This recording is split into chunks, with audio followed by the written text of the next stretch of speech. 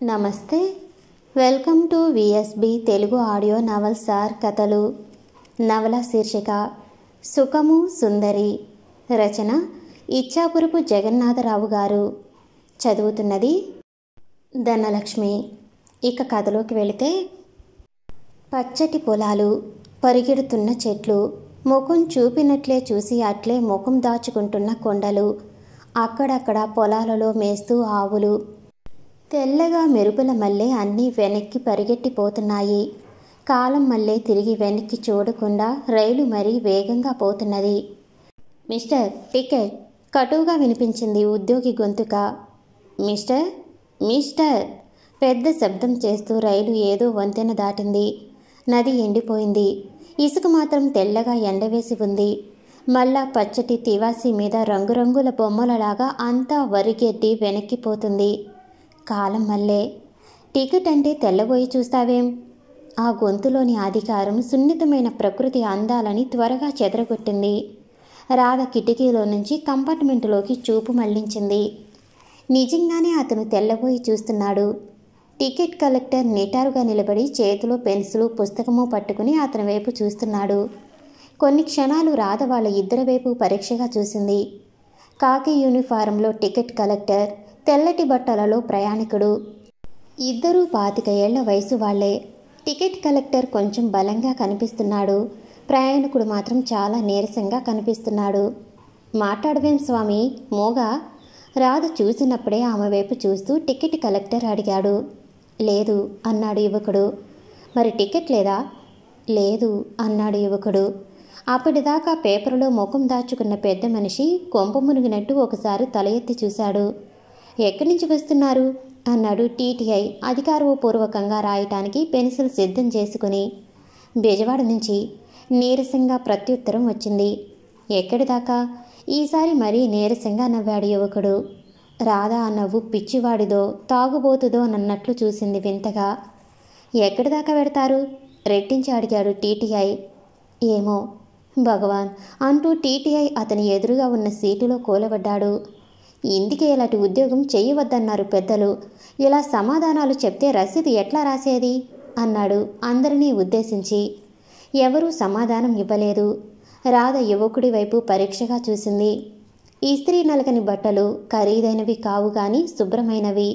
బొత్తిగా బేదవాడనటానికి అతనిలో ఆధారమేమీ దొరకటం లేదు. శుభ్రంగా దువ్వుకున్న జుట్టు. బహుశా మతిచెడి ఉంటుంది అనుకున్నది రాధ. టీటీఐ అట్లా అనుకోలేదు. తనని దోషిని చూస్తున్న రాధ చూపులు అతనిలో మరి కొంచెం పౌరుషాన్ని ఎక్కువ చేశాయి. నా దగ్గర ఈ వేషాలు పనికిరావు. బెజవాడ నుంచి ఏలూరు దాకా రాస్తాను. టికెట్ లేకుండా గరానాగా సెకండ్ క్లాస్లో కూర్చుంటే సరిపోదు. డబ్బు తీయండి అన్నాడు చివరికి. యువకుడు నవ్వాడు. మూగగా ఉన్న వాడొక్కసారి వాక్ప్రవాహంలాగా మాటలాడుతూ, ఇది సెకండ్ క్లాసు ఫస్ట్ క్లాసు నాకు తెలియదు. నా దగ్గర ఒక్క దమ్మిడి కూడా లేదు. నేను బెజవాడలో ఎక్కాను. నాకంతకన్నా చెప్పగలిగిందేమీ లేదు. ఏలూరులో దిగమంటే తప్పకుండా దిగిపోతాను అన్నాడు. టికెట్ కలెక్టర్ అతని వైపు ఒకసారి విచిత్రంగా చూసి, అంత సులువుగా వదిలిపెడితే ఎల్లుండికి బుకింగ్ గుమస్తాలు పస్తులు పడాల్సి వస్తుంది అన్నాడు. మీరు నన్ను సులువుగా వదలాలని నేను కోరటం లేదు. మీ ఇష్టం వచ్చినట్లు చేయండి అన్నాడు యువకుడు. ఈసారి రాధ పూర్తిగా వాళ్ళిద్దరి వైపు తన దృష్టిని మరలించింది. టికెట్ ఇన్స్పెక్టర్ చేతిలోని పుస్తకాన్ని జేబులోకి పంపించి రాధ వైపు తిరిగి, టికెట్ ప్లీజ్ అన్నాడు. పర్సు మీదికి వెళ్ళిన రాధ చెయ్యి ఒక్కసారి ఆగింది. చిన్న నవ్వుతో సారీ అన్నది. Second class compartment. 20 ఏళ్ల అమ్మాయి. జార్జెట్ సిల్క్ చీర, వాజుకైన బంగారు నగలు, చేతికి ఖరీదైన వాచి, పక్కన లెదర్ కేసు, చేతిలో ఆర్గోసి మ్యాగజైను, న్యూస్ పేపరు. ధనవంతురాలి మల్లె కనిపించటానికి కావలసిన లక్షణం, చక్కటి ముఖం కూడా ఉంది. తికమక పడ్డాడు టీటీఐ. టికెట్ లేదంటుంది.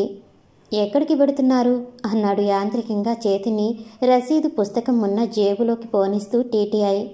వాల్తేరు అన్నది రాధ. ఎక్కడి నుంచి? ఏమో నీరసంగా యువకుడిని అనుకరిస్తూ అన్నది. సీరియస్గా చూశాడు టీటీఐ. కానీ అతని పక్కన నవ్వుతున్న ముసలాయన్ని చూడగానే నవ్వు ఆగలేదు. విచిత్రంగా ఉంది అన్నాడు నవ్వి. ఏమిటి అంది రాధ.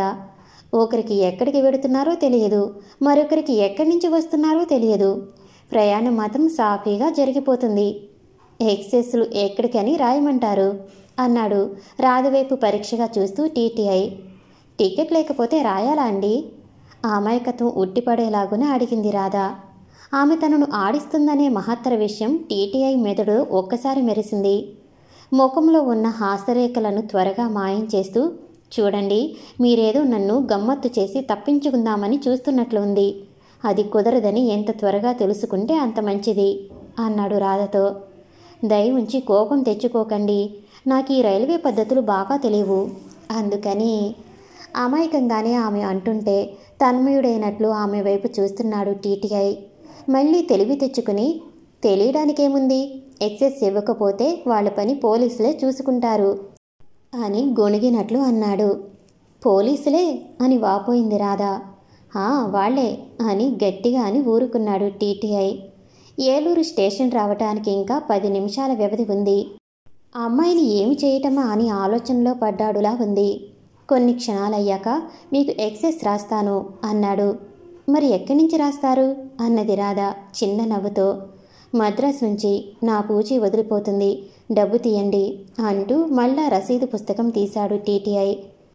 ఏమి దయలేని మనుషులండి, అట్లానే కదలకుండా కూర్చుని అన్నదామే. ఆ గొంతులో ఏ మధురగానాలు వినిపించాయో. టీటీఐ ఆ రసీదు పుస్తకాన్ని తిరిగి లోపలికి తోసేసి నిటారుగా కూర్చుని, మీరు చాలా విచిత్రంగా ఉన్నారు అన్నాడు. ఏం అన్నది రాధ వస్తున్న చిన్న నవ్వును బలవంతాన ఆపుకుంటూ. మీ దగ్గర టికెట్ లేదని నాకు నమ్మకం పుట్టడం లేదు, ఏదో ఉద్దేశంతో టికెట్ లేదంటున్నారని.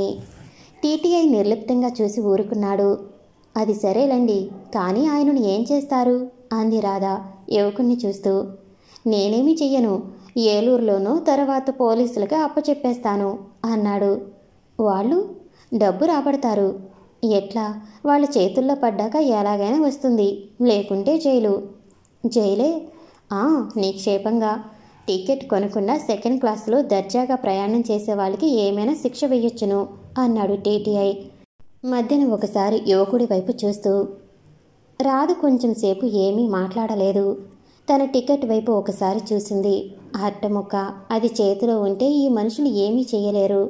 మద్రాసులో ఎక్కి వాల్తేరులో దిగచ్చు, అది లేకపోతే ఇలాగ జైలుకి వెళ్ళటము. చిన్న అట్టముక్క. అతను చాలా విచిత్రంగా కనిపిస్తున్నాడు అనుకున్నది రాధ. రాబోయే శిక్షణ గురించి అతనేమీ బాధపడుతున్నట్టే లేడు. అయినా తన భావన కూడా తప్పు కావచ్చును. అతని ముఖం చూసి కూడా అతని మనసులో తుఫాను రేగుతుందో, ఫ్లడ్ లైట్లు ప్రకాశిస్తాయో చెప్పటం చాలా కష్టం. మైనపు పూతలాగా నిర్లిప్తత చిక్కగా పట్టించుకున్న ముఖం, బహుశా తరతరాల బాధలు, పతితుల ఆక్రందనాలు, బాధితుల రోదనలు అన్నీ కలిసిన మైనం. ఎందుకో ఆ నిర్లిప్తత. ఎక్కడికి పయనిస్తున్నాడో తనకి తెలియదు, అతనికే తెలియదు. మతి చెడిందా? ఎందుకునో అతని ముఖం చూశాక మతి చెడినదని అనుకోవాలనిపించటం లేదు. కొద్ది క్షణాలు రాధ మళ్ళీ తన దృష్టిని యువకుడి వైపు సారించింది. అదే ముఖం, చిక్కటి మైనం, ప్లాస్టిక్ ముఖంలాగా. నీ హృదయంలో దావానలమా, మలయమారుతమా అని ఎవరైనా అడిగితే అతని జవాబు కూడా తెలుసుననిపించింది రాధకి. అవును, తెలుసును. అది చిన్న నవ్వు, కన్నీళ్లను అసహ్యాన్నో దాచుకున్న తేలిక నవ్వు. తానట్లాగా నవ్వగలదా? ఆ ముఖాన్ని క్షణికంగానైనా అనుకరించటానికి ప్రయత్నించింది రాధ. అద్దం ఉంటే బాగుండును. తానెంత దాకా ఆ ప్రయత్నంలో సఫలీకృతమయ్యిందో తెలుసును. ఆ ముఖం పెట్టి ఆ నవ్వు నవ్వటం. మైలు తర్వాత మైలు దాటి సాగిపోతుంది రైలు. ఆ కంపార్ట్మెంటులో ఉన్న నలుగురు 4 దిక్కుల వైపు కూర్చున్నారు. ఎవరు ఎవరితోనూ మాటలాడరు. ఆ ముసలాయన జరుగుతున్న నాటకం నిజంగా ఒక జీవితకాలం వెనక్కిపోయినదిగా తీసుకున్నాడులా ఉంది. పేపర్ వైపు చూస్తూ చూస్తూ ఉండి ఉండి ఒక్కొక్కసారి కళ్ళు మూసుకుని చేరబడుతున్నాడు. టీటీఐ అట్లానే కిటికీలో నుంచి చూస్తూ కూర్చున్నాడు. శూన్యానికి అవతల చెకింగ్ ఉండాలా లేదా అని చూస్తున్నట్లుగా యువకుడు సరేనని తాను మ్యాగజైన్ తీసి దానిలో లీనమైపోదామని ప్రయత్నించింది రాధ. తనకున్న కష్టాలు బాధలు చాలన్నట్లు ఈ గాథలో తనకి సంబంధం ఏమిటి? దేనికైనా సంసిద్ధుడులాగానే కనిపిస్తున్నాడు యువకుడు. అతను ఏం చేస్తే తనకేం? స్టేషన్ వస్తున్నట్లుంది. టెలిగ్రాఫ్ స్తంభాల తొందర తగ్గింది. వాచి వైపు ఒకసారి చూసుకుని లేచి నిలబడ్డాడు టీటీఐ. ఒక అడుగు ముందుకు వేసి, మీరు టికెట్ చూపదలుచుకుంటే ఇదే సమయం అన్నాడు. సగం సీరియస్గాను సగం తేలికగాను. ఆ మాటలు అతను అనటం చాలా కష్టంతో నటించటానికి ప్రయత్నిస్తున్నట్లు కనిపించింది. పెదవుల వెనుక చిరునవ్వుని దాచుకోవటానికి ప్రయత్నిస్తున్నట్లుగా కూడా కనిపించలేకపోయాడు. ఎందుకనో రాధకి తానంతవరకు చాలా సిల్లీగా ప్రవర్తిస్తున్నాననిపించింది. అందరూ తనని అదే అంటారు. అప్పుడు తనకు కోపం వచ్చేది కూడా. కానీ యాంత్రికంగా టికెట్ తీసి చూపింది. ఇన్స్పెక్టర్ దాని మీద ఒక పెన్సిల్ గీత వేసి తిరిగి ఇస్తూ, ఇందాక లేదన్నారేం అన్నాడు అర్ధ గాంభీర్యంతోనే. మీరేం చేస్తారో చూద్దామని ఎన్నాళ్ళ నుంచో ఉన్న పరిచయం వల్లే ఏదో భావనని వెదజల్లుతున్నాడు టీటీఐ. ఈ లైను అంతా వెదజల్లి చివరికి మిగిలినది తనకిస్తున్నట్లు. జవాబుగా అతను చిరునవ్వు నవ్వి ఊరుకున్నాడు. స్టేషన్ వచ్చింది. రైలు చేస్తున్న గోలకి బదులు జనసమూహం చేస్తున్న గోల. కమాన్ మిస్టర్ అన్నాడు యువకుడి వైపు తిరిగి టీటీఐ. ఎక్కడికి? ఆ మైనపు ప్రశ్నే వేశాడు యువకుడు తిరిగి. ఏమో అన్నాడు టీటీఐ ఇందాక యువకుడు వేసిన ప్రశ్నని అనుకరిస్తున్నట్లుగా. మరుక్షణం గంభీరంగా, ఆ విషయం స్టేషన్లో తెలుస్తుంది అన్నాడు. తేలికగా లేచాడు యువకుడు ఓచని ఆనుకుని. పుస్తకం చదువుకుంటున్న రాధ అనుకోకుండానే అతన్ని చూసింది. ఇంకో గంటలోనో రోజులోనో ఆ తెల్లని బట్టలు జైల్లో నలుగుతాయి. అతను వాళ్ళెవరూ ఆ డబ్బు ఇవ్వకపోతే జైలు. అట్లాగే కుర్చీలో కూర్చొని మేడమించి కిందికి చూస్తూ ఎన్నిసార్లు ఆ 2 అక్షరాలను తాను వల్లించుకుందో జ్ఞప్తికి వచ్చింది రాధకి. చెర. ఇన్స్పెక్టర్ ప్లాట్ఫారం మీదకి దిగాడు. యువకుడు అడుగు వేశాడు దిగటానికి. మిస్టర్ పిలిచింది రాధ అనుకోకుండా. యువకుడు వెనక్కి తిరిగి చూశాడు. ఇన్స్పెక్టర్ అడుగు ముందుకు వేసి తన హుందా కోసం వెనక్కు తిరిగి చూసేసరికి రాధ తలుపు దగ్గరికి వచ్చి, ఒక్క మాట ఇన్స్పెక్టర్ అన్నది. ఏమిటి అన్నాడు వెనక్కి వచ్చి ఓచలు పట్టుకుని నిలబడి ఇన్స్పెక్టర్. ఇతను ఇవ్వాల్సిందెంత? ఒక క్షణం ఆలోచించి, 10 రూపాయలు తక్కువ ఉండదు, బెజవాడ నుంచి ఛార్జీ వేసినా అన్నాడు. నేనిస్తాను, ఆయన్ని వదలండి అప్రయత్నంగా అన్నది రాధ. మీరా? ఆశ్చర్యంతో అడిగాడు టీటీఐ. అయినా మరుక్షణం సర్దుకుని, దానికేం, మా డబ్బు ఎవరిచ్చినా ఒకటే అని మళ్ళా వచ్చి రసీదు రాసి ఇస్తాను, కూర్చోండి అన్నాడు. ఒకసారి టీటీఐ వైపు రాధ వైపు అనుమానంతో చూసి యువకుడు తిరిగి తన స్థానంలో కూర్చున్నాడు. త్రిశంకుడు ఆకాశ మధ్యంలో లాగా. బయట ప్లాట్ఫారం నిండా మనుషులు. ఆమె తలలో ఆలోచనల మల్లె కిక్కిరిసి అనుక్షణము పాదరసంలాగా జారిపోతూ రాధకి ఆ గోలలో ఆలోచన ఏమీ తోచలేదు. తాను చేసిన పనిని గురించి అసలు ఆలోచించాల్సిన అవసరం లేదు. డబ్బుకు సంబంధించినంత వరకు తన దగ్గర ఇంకా 125 రూపాయలు ఉన్నాయి. అయితే రైలు స్నేహంలాగా ఈ పరిచయం అయ్యాక కొద్ది నిమిషాలలోనే అతనికి రక్షకురాలిలాగా తాను వ్యవహరించటమే రాధకి చాలా విచిత్రంగానూ కొంత వికారంగానూ తోచింది. నిర్లిప్తుడుగా కూర్చున్న యువకుడి వైపు మరొకసారి చూసి, ఇది ఇంతటితో ఆగితే చాలు, సాధ్యమైనంత త్వరగా అతని నుంచి తప్పించుకుంటే చాలు అనుకున్నది రాధ. కొంచెం సేపట్లో రైలు కదిలింది. టికెట్ ఇన్స్పెక్టర్ తొందరగా వచ్చి కూర్చున్నాడు. తిరిగి యథాప్రకారం నలుగురు. కొంచెంసేపు ఎవరూ మాటలాడలేదు. తానేదో ఘోరం చెయ్యబోతుంటే ఎవరో పట్టుకుని ఆపి చివాట్లు పెడుతున్నట్లు అనిపించింది అతనికి. మొదట యువకుడిని అతను ఎవరో పెద్ద మనిషిగానే జమకట్టాడు. టికెట్ లేదని తెలిసాక అతన్ని దొంగతనంగా ప్రయాణం చేసేవాడికన్నా హెచ్చుగా చూడలేకపోయాడు. రోజు తానిలాంటివెన్నిసార్లు చూడటం లేదు. రాధ మొదటి నుంచి పెద్ద ఇంటి పిల్లలాగే కనిపిస్తుంది. చదువుకుంటుంది అనుకున్నాడు తాను. ఆమె దగ్గర టికెట్ లేదని తాను అనుకోలేదు. అయినా తనను అల్లరి పెట్టడానికి ఆమె అట్లా నటించటాన్ని తాను సహించలేకపోయాడు. అందుకనే వీలైనంత అధికారపూర్వకంగా ఆమెను టికెట్ చూపమన్నాడు. కానీ మీరు పొరపాటు చేశారు. యువకుడు రాధ వైపు తిరిగి ఏదో నిశ్చయానికి వచ్చినట్లు అన్నాడు. రాధ జవాబుగా చిన్న నవ్వు నవ్వి ఏం అన్నది. మీరు నా టికెట్ డబ్బు ఇచ్చుకోవటం ఏ ఉద్దేశంతో చేసినా అది పూర్తిగా వృధా అవుతుందని నాకు తెలుసును. అందుకని నేనే ఉద్దేశంతోనూ ఇవ్వటం లేదు. మీరేదో చికాకులో ఉన్నారనుకుని నా దగ్గర ఉంది కదా అని ఇచ్చాను అన్నది రాధ. కావచ్చు, కానీ నా ప్రయాణం గురించి ఏమాత్రం తెలిసినా ఆ రూపాయలు కిటికీలోంచి పడేసినా నయమేనని తెలుసుకుని ఉండేవారు. క్షమించండి, నేను ఆ డబ్బు గురించి ఆలోచించటం లేదు, కానీ మీరు చాలా విచిత్రంగా మాట్లాడుతున్నారని ఆలోచిస్తున్నాను. ఇలాగ చేసి మీ కథ తెలుసుకోవాలనే ఉద్దేశం లేదు, కానీ మీ విషయం ఏమైనా తెలపగోరితే చాలా సంతోషంగా వింటాను అన్నది రాధ. యువకుడిని చుట్టబెట్టిన వింతల తెరలను తొలగించ చూస్తూ చివరి ప్రయత్నంగా అన్నది. టికెట్ ఇన్స్పెక్టర్ వాళ్ళిద్దరి వైపు తిరిగి, నిజంగా మీరు విచిత్రంగా కనిపిస్తున్నారు. ఏమైనా మీ నుంచి వింటే మా అనుమానాలు పోతాయనుకుంటాను, చెప్పండి అన్నాడు. యువకుడు ఏవో సుదూర లోకాల నుంచి దిగి వస్తున్నట్లు చూసి చిన్న నవ్వు నవ్వాడు. అదే మైనపు నవ్వు మళ్ళా. ఇప్పుడు నేను చెయ్యని పని ఏమీ లేదు. నా గురించి వినదలుచుకున్న వారు ఉన్నప్పుడు చెప్పేందుకు నాకు అభ్యంతరం ఏమీ లేదు. అయితే నాకు అందుకు ఓపిక మాత్రం లేదు. అర్థం కానట్లు రాధా, యువకుడు, టికెట్ ఇన్స్పెక్టరు ఒకరివైపు ఒకరు చూసుకున్నారు. నేను భోజనం చేసి 2 రోజులు పైగా అయ్యింది. కొరడా దెబ్బ తిన్నట్లు అయింది రాధ ముఖం. టికెట్ ఇన్స్పెక్టర్ తక్కువ దెబ్బ తినలేదు, కానీ చాలా ఆశ్చర్యాన్ని అతను దాచుకోగలిగాడు. ఐఎమ్ సారీ, ఇంతసేపటి నుంచి ఆ విషయం గ్రహించలేకపోయాను అంటూ రాధ సూట్ కేసులోంచి కొన్ని బిస్కెట్లు తీసి ఇచ్చి ఫ్లాస్క్లో కాఫీ ఇచ్చింది. కొంచెం ఆతృతతో యువకుడు బిస్కెట్లు తిని కాఫీ తాగాడు. అతను పూర్తిగా తేరుకునేసరికి రాధ చాలునా అన్నది సంభాషణ తిరిగి ప్రారంభించేందుకు. చాలులేండి, ఇంకేమీ తినలేను. నిజానికి ఈ మాట నేను బయట పెడదామనుకోలేదు.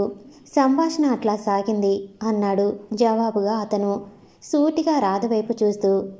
మీరు చెప్పిన దానిలో నేరం ఏమీ లేదు.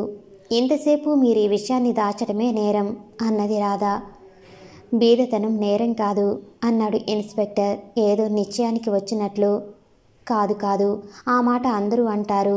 తన స్థితిని పూర్తిగా అసహించుకోవలసిన దానిగా చేసుకోకుండా ఉండటానికి బీదవాడు ఆ మాట పదే పదే అంటాడు.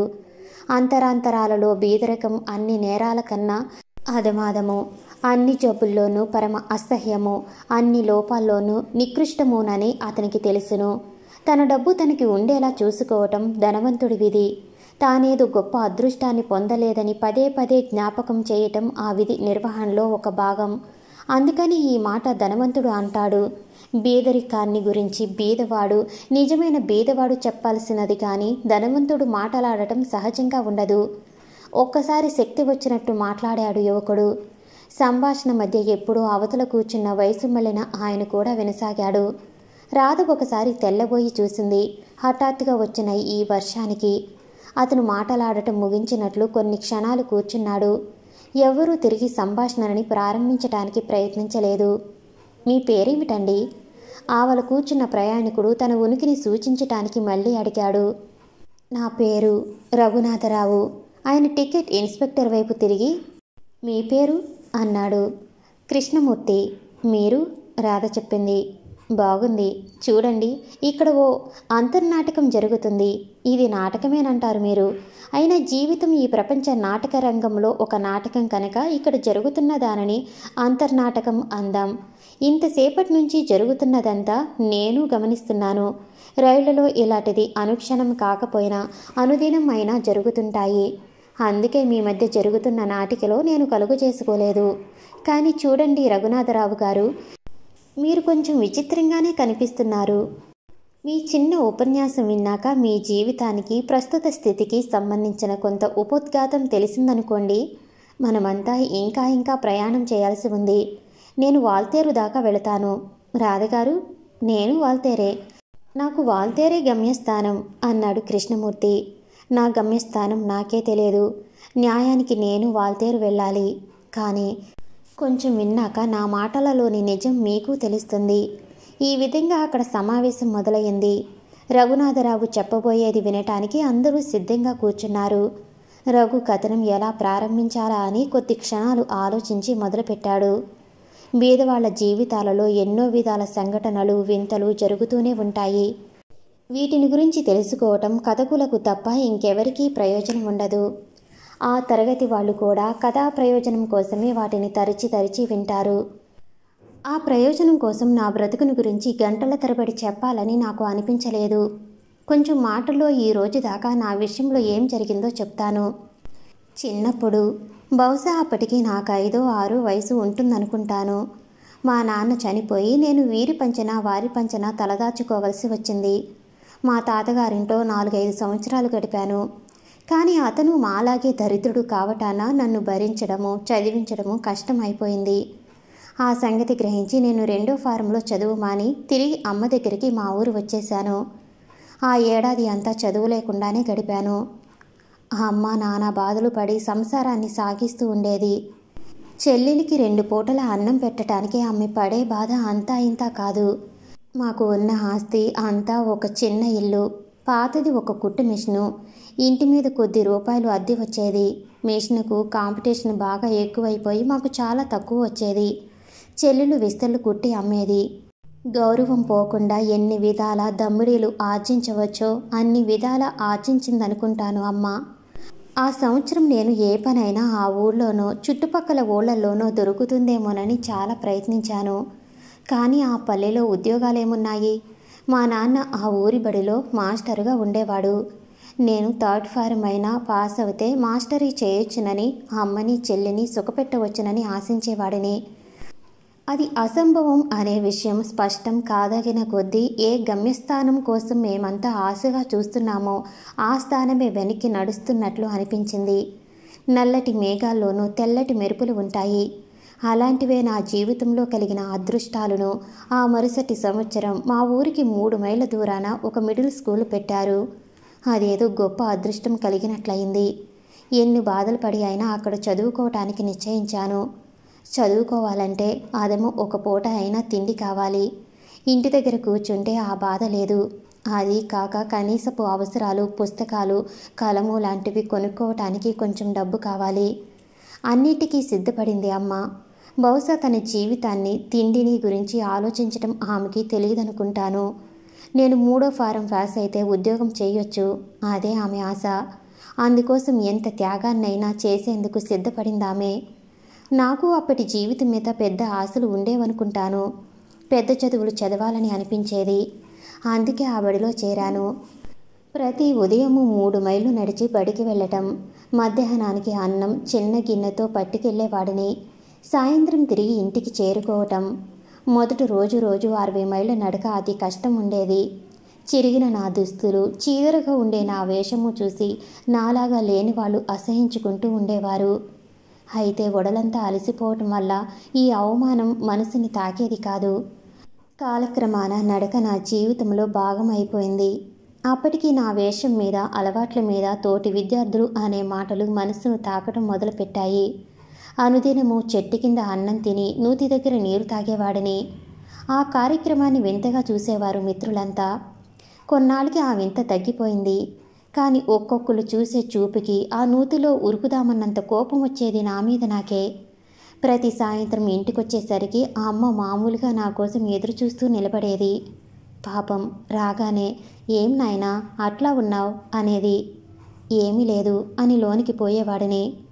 నా గొంతుకలో నా భావాలు ప్రస్ఫుటంగా చదవగలిగేది అమ్మ. నా వెనకే వచ్చి మాస్టర్ ఏమైనా అన్నారా అనేది. లేదు అనేవాడిని. ఆ నిజాన్ని అమ్మకు చెప్పకూడదు ఎన్నటికీ అనుకుని నిశ్చయించుకునేవాడిని. మొదటి కొద్ది నెలలు అమ్మ ఎంత బ్రతిమలాడినా ఏమీ చెప్పేవాడిని కాదు. విషయం ఏమీ తెలియక అమ్మ మరీ బాధపడేది. తెలిసి నేను పడే బాధ కన్నా. కానీ రోజులు గడుస్తున్న కొద్దీ నాలో ఈ అవమానాలను సహించే శక్తి తగ్గిపోతూ వచ్చింది. కొద్ది నెలల్లోనే నా బాధ ఎంత ఎక్కువైందంటే ఉన్నదానికి కొంచెం కలిపి కూడా అమ్మకి చెప్పాను. బీదవాళ్ల బ్రతుకులు ఎట్లు ఉండాలో అప్పటికి నాకింకా బాగా తెలియదనుకుంటాను. ఆ అమ్మ నేను చెప్పినదంతా విని తల వంచుకుని ఆలోచించసాగింది. బహుశా ఆమె అనుకున్నంత చెడ్డగా నా పరిస్థితి లేనే లేదని ఆమెకి తెలియటం వల్ల కావచ్చు. లేదా అంతకన్నా ఎక్కువ బాధపడటం ఆమె చేత కాకపోయినా ఉండవచ్చు. అన్నీ విని ఆమె ఏడవలేదు. అయితే నా స్థితి తెలిసాక అమ్మ జీవిత విధానంలో కూడా చాలా మార్పు వచ్చింది. కొద్ది రోజుల్లోనే అమ్మ ఒకరి ఇంట్లో వంట మనిషిగా చేరింది. బహుశా ఆ పని అమ్మకు కొంత శ్రమ తగ్గించిందేమోననుకుంటాను.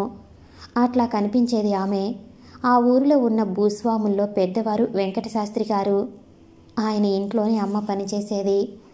అక్కడ చేరాక అమ్మ చేతిలోనికి నా బట్టలకి పుస్తకాలకి సరిపోయే డబ్బు వస్తూ ఉండేది. ఆ 2 సంవత్సరాలలోనూ అప్పుడే మొదటిసారిగా అమ్మ కొత్త చీర కొనుక్కోవటం నాకు బాగా జ్ఞాపకం. శాస్త్రి గారికి భూషణమని ఓ కొడుకుండేవాడు. శాస్త్రి గారి భార్య పోయి 2 సంవత్సరాలైందని జ్ఞాపకం. ఒక కొడుకు ఒక కూతురును. కొడుకు నాకన్నా కొంచెం పెద్దవాడు. సావిత్రి అతని చెల్లెలు, నాకన్నా కొంచెం చిన్నది. వాళ్ళిద్దరూ నేను చదివే బడిలోనే చదువుతుండేవారు. రోజు బండిలో వెడుతూ. అమ్మ అక్కడ పనిలో కుదిరాక నన్ను ఆ బండిలో తీసుకెళ్లే ఏర్పాటు ఎలా చేసిందో నాకు బోధపడలేదు. అమ్మ ఆ కొత్త ఉద్యోగంలో చేరాక నా స్థితి ఒక్కసారి మారిపోయింది. మా స్థితి నిజం చెప్పాలంటే చెల్లెలు కూడా కొత్త బట్టలు కట్టుకుని కొంత ఆరోగ్యంగా కనిపించేది. అమ్మ కూడా త్వరలో బాగా మారిపోయింది. బీదరికపు జాడలు చాలా త్వరలో మా నుండి మాయమైపోయాయి. ఎండలో బాగా దెబ్బతిన్నవాడు నీడకి వచ్చాక తాను దేని నీడని ఉన్నాడో తెలుసుకునేందుకు కొంతకాలం పడుతుంది. నేను 3వ ఫారం పూర్తి చేశాక మిగిలింది చదివేందుకు పట్టణం వెళ్లాల్సి వచ్చింది. సావిత్రి భూషణం కూడా పట్టణం వెడుతున్నారని భూషణం చెప్పాడు. అది విన్నాక నాకు చదువుకోవాలని ఆశ కలిగింది. అప్పటిదాకా ఆ ఉద్దేశమే లేదు నాకు. నాతో చదువుతున్న ఆ ఇద్దరు పైన చదవటానికి వెడుతుంటే ఏదో నిర్మానుష్యమైన స్టేషన్లో వదిలి రైలు వెళ్ళిపోతున్నట్లనిపించింది. అయితే ఎలాగా? అమ్మతో అంటే అప్పటికే శాస్త్రిగారి దయ వల్ల అప్పటిదాకా చదివాననే విషయాన్ని మర్చిపోలేదు. ఎప్పటిదాకా ఇలాగా? చదువుకోవటానికి నువ్వు రావు అన్నది సావిత్రి. ఏమో అన్నాను నేను. 3rd ఫారంలోనే మానేస్తావా అన్నాడు భూషణం. నాకు మానేయాలని లేదు అన్నాను. భూషణం సావిత్రి నాకు స్నేహితులు. వాళ్ళు నిజంగా నేను చదువుకోవాలని అడిగారు. మరి అంది సావిత్రి. ఎందుకో నా బీదరికాన్ని గురించి వాళ్లతో అనాలనిపించలేదు. నా వెనుక ఈ దారిద్ర్యం పెద్ద గొయ్యలా ఉన్నా ఆ ఒడ్డున నిలబడి ఉన్న నేను వెనక్కి అడుగు వేయాలని అనుకోలేదు. నీకు తెలీదు సావిత్రి అన్నాను. డబ్బు లేదా అంది సావిత్రి అమాయకంగా. నేను నవ్వి ఊరుకున్నాను. భూషణం నవ్వకుండా నా వైపు చూస్తూ నాన్నతో చెప్తాను, నిన్ను మాతో తీసుకుపోతాము అన్నాడు. చివరికి శాస్త్రిగారితో భూషణం, సావిత్రి, నేను, అమ్మ 5గురం కలిసి హై స్కూలు చదువు కోసం పట్టణం వెళ్ళిపోయాం. వాళ్ళిద్దరూ వెళ్ళిపోతే నేనెందుకు ఇక్కడ అన్నారు శాస్త్రిగారు. అట్లా అందరూ మా కుటుంబము ఆయన కుటుంబము పట్టణానికి తరలిపోయాం. ఆ పరిస్థితుల్లో నా జీవితం అంతా మారిపోయిందని అనుకున్నాను. మా మీద అవ్యాజ్యంగా ఇంత దయ శాస్త్రిగారు చూపటానికి కారణం ఏమిటో నాకు తెలియదు. ఆ విషయాన్ని గురించి ఆలోచించాలనే భావన కానీ అవసరం కానీ ఎన్నడూ కలగలేదు. 4 సంవత్సరాలట్లా గడిచిపోయాయి. నేను, సావిత్రి, భూషణము కాలేజీలో ప్రవేశించాం. అప్పటికి లలిత మా చెల్లెలు పెద్దదైంది. నేను, భూషణము వేరువేరు కుటుంబాలకి వివిధ స్థాయిలకి చెందిన వారిలాగా కాకుండా విభేదాలన్నిటినీ మరిచిపోయి ఒక్క కుటుంబం వారిలాగే అయిపోయాము. నేను గుడ్డివాడినైనంత మాత్రాన జరిగేది జరగటం మానదుగా. ఇంటర్లో నేను కాలేజీలో ప్రవేశించాక ఒకరోజు ఏదో సంఘటన జరిగింది ఇంట్లో. దాని వివరాలు మీకు చెప్పనక్కర్లేదు, కానీ శాస్త్రిగారికి మా మీద అంత అనురాగం ఎందుకో మాత్రం ఆనాడు బోధపడింది. ఆ క్షణంలో అది సంవత్సరాల నుంచి సాగుతున్న చరిత్రలో మరో పేజీ అనుకోలేదు నేను. మొదట నా కళ్ళని నేను నమ్మలేకపోయాను. తర్వాత అమ్మని ఆ స్థితిలో చూశాక నేనే ఏదో పొరపాటు చేశాననిపించింది. చిత్రం ఏమిటంటే అమ్మ చీమ కుట్టినట్లయినా బాధపడలేదు. అందుకే నేను మరీ విచారించాను. ఏదో కళ్ళ మధ్య హఠాత్తుగా లేచినట్లయిపోయింది నా బ్రతుకు. ఏమీ అనలేను, ఊరుకోలేను, ఎవరినీ ప్రశ్నించలేను. ముళ్ళ మీద ఉండటం అంటారే, అట్లా అయిపోయింది నా బ్రతుకు. ఆ మర్నాడు సాయంత్రం ఒంటరిగా కూర్చున్నాను నా గదిలో నేను. శాస్త్రిగారు ఊళ్ళోకి వెళ్ళారు. అమ్మ కిందనే ఉంది. భూషణం, లలిత ఎక్కడికో వెళ్ళారనుకుంటాను. సావిత్రి నా గదిలోకి వచ్చింది. కాఫీ పట్టుకుని నన్ను చూసి అట్లా ఉన్నావేం అన్నది. నేను జవాబివ్వలేదు. తిన్న దెబ్బతో మెదడు సగం చచ్చింది. కాఫీలో రక్షణ తీసుకుని నిశ్శబ్దంలోకి జారిపోయాను. సావిత్రి రెట్టించి అడిగింది, నిన్నటి నుంచి అలానే ఉన్నావు, చెప్పవు అని మళ్ళా అడిగింది. చెప్పను అన్నాను. పోనీలే అని జాలిగా అని సావిత్రి వెళ్ళిపోయింది. నేను మళ్ళా ఆలోచనలో పడ్డాను. ఈసారి సావిత్రిని గురించి. ఆనాటి సావిత్రికి ఈ సావిత్రికి ఎంత భేదం ఉంది నాలోనూ, దైహికంగా, మానసికంగా, ఆర్థికంగా. అప్పటికి నేను నవలలు, కథలు చాలా చదివాను. ప్రేమ మీద నాకు చాలా గట్టి ఉద్దేశాలు ఉండేవి. సావిత్రి వెళ్ళిపోయాక ఎన్నో ఆలోచనలు రాసాగాయి. అందమైన పిల్ల సావిత్రి. ఆ క్షణంలో ఆమె నా మీద చూపుతున్న అభిమానము, అవధానము విచిత్రంగా స్పష్టంగా కనిపించసాగాయి. సావిత్రికి నేను కావాలి అట్లా అనిపించింది. ఆ ఆలోచన రావటము, కిందటి రోజు దృశ్యం తిరిగి కళ్ళకి కట్టడము ఒక్కసారి జరిగాయి. ఎంత పశుతత్వం అని తిట్టాను నేను. ఇప్పుడు నన్నే నేను తిట్టుకున్నాను. ఈ ఇంట్లో ఆడది మగవాడు ఉండేది ఒక్క రకం సంబంధంతోనేనా అని కిందటి రోజు అసహించుకున్నాను. ఇప్పుడు నన్నే నేను అసహించుకున్నాను. కొన్ని నిమిషాల తర్వాత సావిత్రి మళ్ళా నా గదిలోకి వచ్చింది. చెప్పవు కదూ అంటూ. నీకెందుకు అన్నాను. నాకు కావాలి. నాన్నగారు చూస్తే నిన్నేమైనా అన్నానేమోనని మమ్మల్ని తిడతారు అన్నది సావిత్రి. అంతేనా అన్నాను తేలికగా. అది నాకేం కాదన్నమాట అంది సావిత్రి. సంభాషణ మార్చటానికని భూషణం ఏడి అన్నాను. వాడు లలిత సినిమాకని వెళ్ళారు. నువ్వు ఎలాగూ రావని పిలవలేదు అన్నది సావిత్రి వాళ్లతో తనకేమీ సంబంధం లేనట్లు. చల్లున కొట్టినట్లు అనిపించింది. లలిత భూషణం ఆ రోజు కొత్తగా వాళ్ళు కలిసి తిరుగుతున్నారని కాదు, అంతకుముందు ఆమె అతని ఎడల చూపిన ప్రతి భావము ఈ నల్లటి వెలుగులో చూస్తే వేరువేరు అర్థాలను ఇవ్వసాగింది. ఏం అట్లా అయ్యావు అన్నది సావిత్రి. ఏమీ లేదులే, నువ్వెళ్ళు అన్నాను. ఆ క్షణం నుంచి సావిత్రి ఏదో నీచ జీవిగా కనబడసాగింది. ప్రపంచం ఇంత కలుషితమా అనిపించింది. కోపం వచ్చింది. సావిత్రికి కళ్ళనీళ్లు తిరిగాయి. అంతేలే, అదేగా ఎవరికైనా చివరి ఆయుధం అనుకుని వెళ్ళమని రెట్టించాను. వందలు వేలు మధ్యనేదో వేరుదారి తొక్కే ఒక్కడిగా కనిపించాను. ఆ క్షణంలో నాకు నేనే వీళ్ళందరి ప్రవర్తనలు పరిశోధించి చూస్తే ఎంత పాడు ఉద్దేశాలు, ఎంతటి దుర్గంధం. ఏమనుకున్నాడో సావిత్రి చెప్పిందో భూషణం నాతో మాట్లాడటం తగ్గించసాగాడు. అంతరంగం అనుకుంటాను. అయితే లలిత ఇందులో దేనిని లెక్క చేయలేదు. భూషణంతో ఆమె ప్రవర్తన ఎప్పటిలాగే సాగుతుంది. ఆ మర్నాడు లలితను చివాట్లు వేశాను. సిగ్గుపడి ఏడుస్తుందనుకున్నాను. కానీ ఆమె మరీ కోపం తెచ్చుకుని, నా విషయం నాకు తెలుసులే, నువ్వేమీ చెప్పనక్కర్లేదు, నీ సంగతి నువ్వు చూసుకో చాలు అన్నది తేలికగా. ఆ తర్వాత ఎప్పుడు దాని మాటలు ఆ క్షణము నా మెదడుల నుంచి తప్పుకుపోలేదు. అక్కడి నా నిస్సహాయత, ఆ ఇంటి పరిస్థితులు, మానవ నైజము పుస్తకాలలోనూ సినిమాలలోనూ మళ్ళీ నీడలుగా కాక నిజాలుగా కనిపించసాగాయి. ఆమె మాటల్లో అప్పటిదాకా లలిత నాకు భయపడుతుందని, ఆమె చేస్తున్న దానిలోని పొరపాటు ఆమెకి తెలుసునని అనుకునేవాడిని. నిజం అప్పటికి తెలిసింది. ఇదంతా జరిగాక ఏదో కొత్త రకం ప్రపంచంలో కొత్త రకం జీవితం గడుపుతున్నట్లయింది. అమ్మ వంక చూడటానికి, ఆమెతో మాటలాడటానికి భయం వేసేది. సావిత్రి నా చుట్టూ తిరిగేది. ఆమెని పాపం వల్లే దూరంగా ఉంచేవాడిని. లలిత నాతో అత్యవసరమైనప్పుడు తప్ప మాటలాడేది కాదు. అప్పుడు కూడా దానితో మాటలాడటం అంటే చాలా అసహ్యం వేసేది నాకు. శాస్త్రిగారు నా కోపాన్ని ఎలాగైనా తగ్గించాలని అనేక విధాల ప్రయత్నం చేసేవారు. ఈ అసహ్యానికంతటికీ ఆయనే కారకులవటాన ఆయన మీద విపరీతంగా కోపము, అసహ్యము కలిగేవి. తిరిగి వాళ్ళందరూ నన్ను అలాగే అసహించుకునేవారనే విషయం తరచూ మనసులో కఠినంగా మెలిగేది. ముఖ్యంగా భూషణం నన్ను ఏడిపించడానికి అనుకుంటాను. లలితతో మరీ చనువుగా అసహ్యంగా ప్రవర్తింపసాగాడు. ఎలాగో ఇన్ని చికాకుల మధ్య మనసును కూడగట్టుకుని ఇంటూరు పరీక్షకి వెళ్ళాను. పరీక్షలై చివరికో రోజు నాకు సంతోషం కలగలేదు. ఆలోచనలు మరీ విపరీతంగా మనస్సుని బాధించసాగాయి. ఏం చెయ్యాలి ఆలోచిస్తూ సముద్రం ఒడ్డున కూర్చున్నాను. ఆ అంతులేని నీలిమని చూస్తుంటే ఎన్నో ఆలోచనలు వచ్చాయి. ఆ అంతరంగంలో తలదాచుకుంటే ఇన్ని దుఃఖాలు, అవమానాలు భరించనక్కర్లేదు. చాలా బలంగా ఈ భావం ఆ రోజు నన్ను వెంట తరుమసాగింది. మా నాన్నగారు బహుశా ఆత్మహత్య చేసుకుని చనిపోయి ఉంటారని మా ఊరిలో వదంతి ఉండేది. మా తాతగారు అట్లానే చనిపోయారట ఊరిపోసుకుని. వంశపారపర్యంగా ఆత్మహత్యా ప్రయత్నాలు మాకు సొత్తు అనిపించింది. అయితే మానవత్వానికి ఉన్న కొంచెం విలువ ఆ పరిస్థితుల్లో తల ఎత్తింది. నేను జీవితంలో సాధించినది, సాధించబోయేది కన్నా కోల్పోయినది, కోల్పోబోయేది ఎక్కువ ఉందనే సంగతి నాకు తెలుసును. ఈ నికృష్ట జీవితం నుంచి తప్పించుకునేందుకు ఉన్న ఒక్క మార్గము నా చేతిలోనే ఉందని తెలుసును. కానీ అంత హీనంగా ప్రాణం వదలటానికి మనసు సమ్మతించలేదు. ఆ సాయంత్రం అమ్మని నేరుగా పిలిచి, మనం ఇక్కడి నుండి పోవాలి అన్నాను. కొంచెం ఆశ్చర్యపడిందామే హఠాత్తుగా వచ్చిన ఈ ప్రశ్నకి.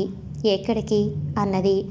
ఎక్కడికైనా సరే, ఇక్కడి నుంచి అన్నాను. ఏం ఇక నీకేం లోటు వచ్చింది అంది.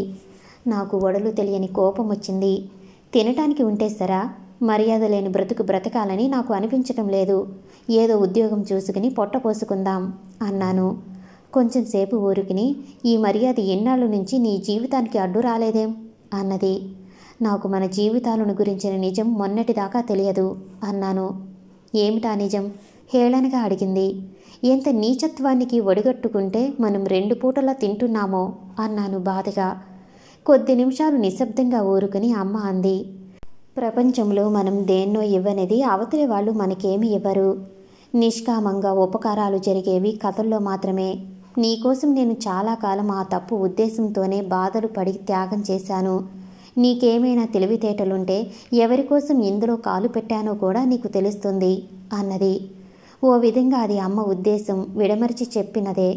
కానీ ఎందుకో అన్ని జరిగాక కూడా ఆమెలో నా నమ్మకం పోలేదు. నేనిక్కడి నుంచి వెళ్ళిపోతే నువ్వు నాతో రావు? లలిత రాదు అన్నాను. విచారంగా నవ్వింది అమ్మ.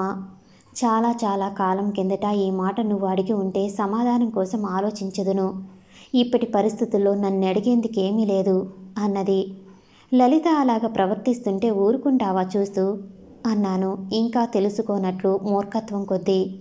దాన్నేమన్నా కథ అంతా తిరగబెట్టేందుకు అనుమానం లేదు.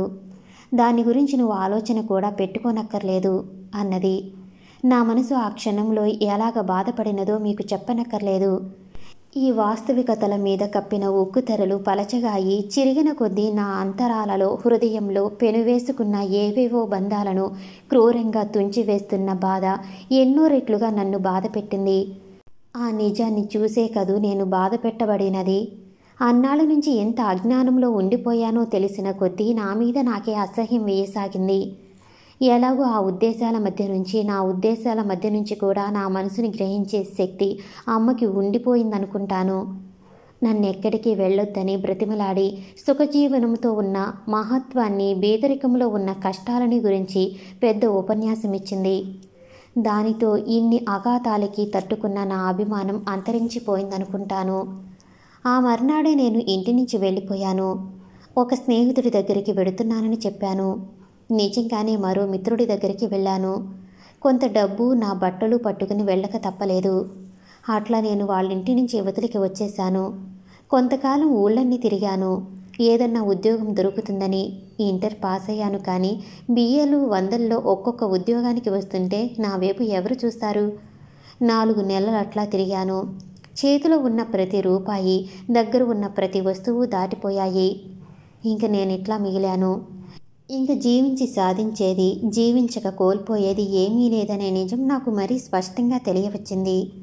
అయితే అంతరాంతరాలలో ఏ మూలనో ఇంకా అజ్ఞానం పోలేదనుకుంటాను. ఉదయం బెజవాడలో ఈ కంపార్ట్మెంటులో ఎక్కాను. ఒక రైల్వే ఉద్యోగానికి దరఖాస్తు చేశాను. వాళ్ళు ఇంటర్వ్యూకి వాల్తేరు రమ్మన్నారు. ఆ ఉద్యోగం వస్తుందనే ఆశ నాకేమీ లేదు. అయినా చివరి గడియల్లో కూడా కష్టపడటం ఇష్టం లేక ఖాళీగా ఉన్న కంపార్ట్మెంట్లో ఎక్కాను. నాకు చనిపోవాలని ఉంది, జీవించాలని ఉంది. ఏం జరిగినా విచారించేందుకు కూడా నాకు శక్తి లేదు. ఈ రైలు కింద పడినా, గోదావరిలో పడినా, ఇట్లానే గుండె ఆగినా, హఠాత్తుగా నాకు ఉద్యోగం దొరికినా ఒక్కలాగే ఉంది. ఆ మాటే మళ్ళా చెప్తున్నాను. నేనేం చేస్తున్నానో నాకు తెలియదు. కథను ముగించి రఘునాథరావు నీరసంగా వెనక్కి జారపడ్డాడు. రాధ తల వంచుకుని ఆలోచనలో పడింది. కృష్ణమూర్తి, అవతలి ఆయన కూడా నిశ్శబ్దంగా ఉండిపోయారు. విచిత్రంగా జరిగిన ఈ సంఘటనలో ఎవరి స్థానాన్ని వారు పరీక్షించుకున్నారు. రైలు వెడుతుంది దారిని, వెలుతురిని చీల్చుకుంటూ. దారి పక్కన ఉన్న పచ్చటి పొలాలు, దూరాన కొండలు, నిజానికి బయట ఉన్నవేవి ఆ నలుగురి దృష్టిలోకి రాలేదు. అందరూ రఘునాథరావుని గురించే ఆలోచిస్తున్నారు. లలిత, సావిత్రి, అమ్మ, భూషణం, శాస్త్రిగారు ఒక్కొక్కరికి వేరువేరుగా కనిపిస్తున్నారు. ఎవరూ ఆలోచనల్ని మార్చుకోలేకపోతున్నారు. నిశ్శబ్దానికి స్వస్తి చెప్పి చివరికి కృష్ణమూర్తి, చాలా చిత్రంగా ఉంది రఘునాథరావు గారు అన్నాడు నిద్రలోంచి మేలుకున్నట్లు. ఆ శబ్దానికి మేలుకున్నట్లు శంకర్రావు, అవతల కూర్చున్న ప్రయాణికుడు, విచిత్రం అంతకన్నా మనందరినీ బాధించేది ఇంకేమీ లేదంటారా అన్నాడు. తొందరగా కృష్ణమూర్తి, చాలా ఉంది. నేను అనదలుచుకున్నదేమిటంటే ఆయన చాలా విచిత్రమైన పరిస్థితుల్లో అలాగ వచ్చారు అన్నాడు. మళ్ళా అందరూ నిశ్శబ్దంగా ఉండిపోయారు కొన్ని క్షణాలు. మీరు ఇప్పుడేమిటి చేస్తారు అన్నది రాధ రఘునాథరావు వైపు తిరిగి. తానేదో నిశ్చయానికి వచ్చినట్లు. రఘునాథరావు ఆ పొడి నవ్వు మళ్ళా నవ్వాడు. అది మీకెంత తెలుసునో నాకు అంతే తెలుసును అన్నాడు. ఆత్మహత్యా ప్రయత్నం విరమించుకున్నట్లేనా అన్నది రాధ మళ్ళా. అది నాకు తెలియదు. ఏం చూసి బ్రతకాలనే ప్రశ్న కన్నా ఏం చూసి చనిపోవాలనే ప్రశ్నకి సమాధానం సులువుగా దొరుకుతుంది. శంకర్రావు కలుగజేసుకుని, రైల్వే ఉద్యోగం దేనికో ఇంటర్వ్యూ ఉందన్నారుగా, అది వస్తే చేస్తారా అన్నాడు. తప్పకుండా చేస్తాను అన్నాడు రఘు. అయితే అది రాదనే విషయం నాకు దృఢంగా తెలుసును. ఎట్లా? ఒకటోది నా రోజులు, రెండోది ఇప్పటి నిరుద్యోగ పరిస్థితి. 100లలో గ్రాడ్యుయేట్లు ఈ ఉద్యోగానికి దరఖాస్తులు పంపారని నాకు తెలుసు. ఆ ఆలోచనలన్నీ కట్టిపెట్టండి. నాకు సెలక్షన్ బోర్డులో ఒకరిద్దరు బాగా తెలుసును. ఒక ఆయన నా అల్లుడే కూడా. మీ విషయం అంతా తెలిసింది కనుక గట్టిగా ప్రయత్నం చేయటానికి నాకేమీ అభ్యంతరం లేదు. అందరూ ఆయన వైపు ఉత్సాహంగా చూశారు. రాధ తల మీద నుంచి ఏదో బరువు తీస్తున్నట్లు సంతోషించింది.